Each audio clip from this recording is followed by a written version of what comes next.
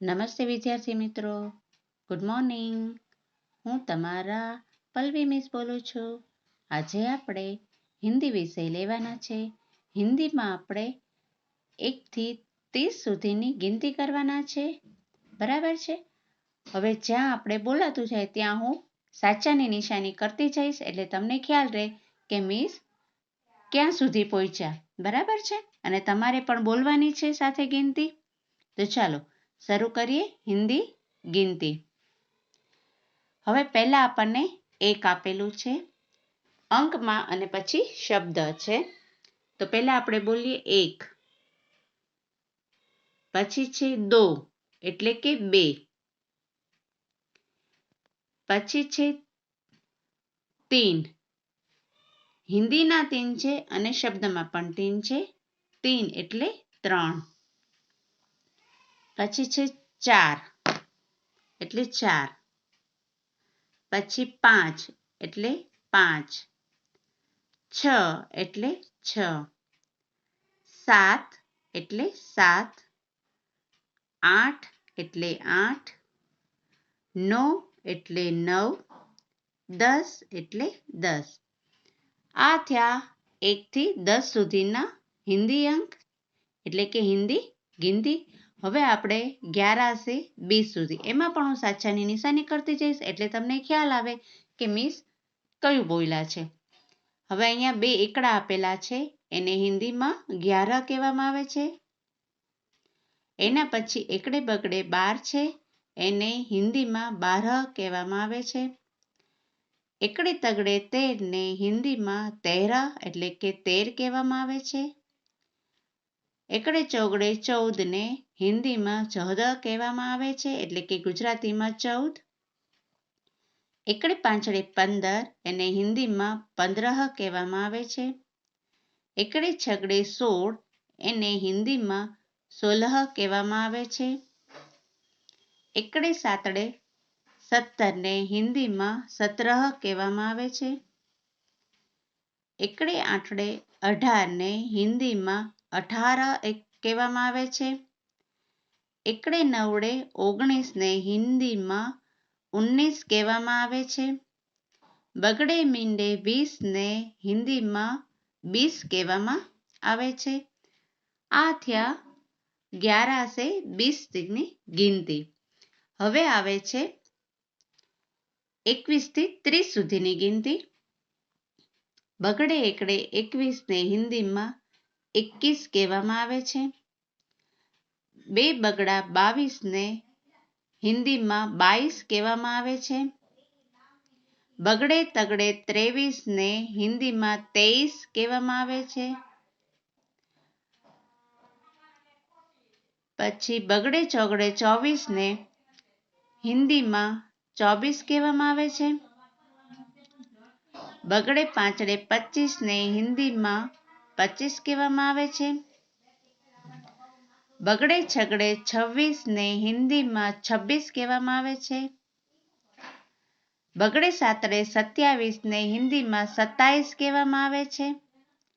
બગડે આઠડે 28 ને હિન્દીમાં 28 કહેવામાં આવે છે. બગડે નવડે 29 ને હિન્દીમાં 29 કહેવામાં આવે છે. તગડે મીંડે 30 ને હિન્દીમાં 30 કહેવામાં આવે છે. આ થઈ આપણી હિન્દી ગિનતી. હવે આપણે આગળ જોવાનું છે. હવે આપણે ગુજરાતી અને હિન્દી અંકના જોડકા કરવાના છે. ગુજરાતી અંકની સામે હિન્દી અંક જોડવાના છે. તો ચલો બાળમિત્ર શરૂ કરીએ જોડકા જોડવાનું. અહીંયા જે આપણને આપેલા છે ગુજરાતી અંક છે, અહીંયા જે આપેલા છે હિન્દી અંક છે. આ અંકને આ અંકની સાથે જોડવાના છે. ગુજરાતી અંક 1, હિન્દી અંક 1 ક્યાં છે? તો કે ત્રીજો. પછી બગડે 2, તો હિન્દીમાં 2 ગોતવાના છે, તો છેલ્લા છે. પછી તગડે 3, તો તગડે 3 હિન્દીમાં સૌથી ઉપર છે. એના પછી છે 4, તો ગુજરાતી 4 ને આપણે બીજાની સાથે જોડવાનું છે. પછી 5, તો એને ચોથાની સાથે જોડવાના છે. તો આ થયું ગુજરાતી અંકની સામે હિન્દી અંક જોડ્યા. એ જ રીતના આપણે બાજુના બોક્સમાં જવાનું છે. તો બાજુના બોક્સમાં પણ આપણે એ જ રીતે કરવાનું છે. 6 ગુજરાતીના અને હિન્દીના 6 ગોતવાના છે. તો છેલ્લા છે. તો પહેલા અને છેલ્લાની સાથે જોડી દઈએ. 7 તો 7 ને આપણે 3ની સાથે જોડવાના છે. 8 તો 8 ને આપણે સામેની લાઈનમાં 4 સાથે જોડ્યા. 9 તો 9 સામેની લાઈનમાં પહેલા છે એની સાથે જોડી દઈએ. એકડે મીંડે 10 તો હિન્દીના એકડે મીંડે 10 ક્યાં છે? તો કે સામેની લાઈનમાં બીજા. તો આપણે એને જોડી દઈએ. આ થયા ગુજરાતી અંકની સામે હિન્દી અંક જોડી દીધા. હવે એના પછી આપણે ગુજરાતી અંક સામે હિન્દી અંક લખો. અહીંયા આપણને ગુજરાતી અંક આપેલા છે. અહીંયા આપણે હિન્દી અંક લખવાના છે. તો અહીંયા ગુજરાતી અંકની સામે હિન્દી અંક લખીએ. 7 5 10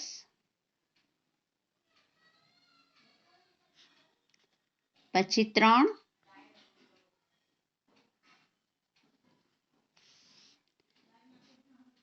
પછી 4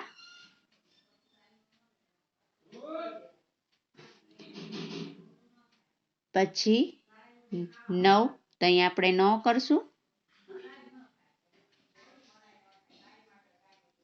પછી 2 તો એને 2 પછી 6 પછી 8 છે તો ત્યાં આપણે 8 કરવાના છે. આ થયા આપણા ગુજરાતી અંક સામે હિન્દી અંક જોડ્યા. હવે આપણે ચિત્ર જે આપેલા છે એની સામે આપણે અંક લેખન કરવાનું છે. બરાબર છે. આપણે અહીંયા ચિત્ર ગણવાના અને એની સામે જેટલા થાય એટલા આપણે અંક લખવાના છે. હવે અહીંયા સફરજનનું ચિત્ર આપેલું છે એ આપણે ગણવાનું છે. 1 2 3 4 5 6 તો કેટલા થયા? તો કે 6.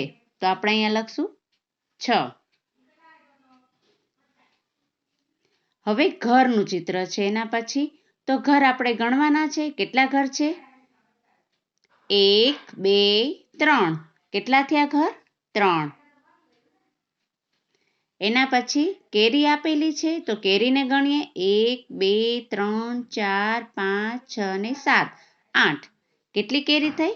8. એના પછી લખોટીનો છે ચિત્ર. 1 2 કેટલી થઈ? 2. તો આપણે અહીંયા 2 કરવાના છે. પછી છે છત્રીનું ચિત્ર.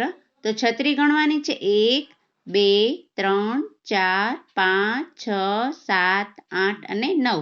કેટલી છત્રી થઈ? 9. તો અહીંયા આપણે હિન્દીમાં 9 કર્યા. હવે એ જ રીતના આપણે નીચે જઈએ. સાચો અંક શોધી ફરતે ગોળ કરવાનો છે. અહીંયા બોક્સની અંદર આપણને હિન્દી અંક આપેલા છે.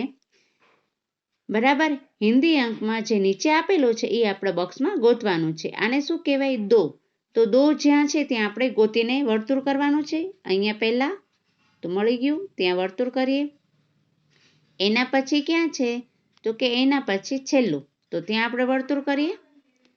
બાજુના બોક્સમાં પણ એ જ રીતના કરવાનું છે. 2 બગડા 22 છે અને હિન્દીમાં 22 કહેવાય.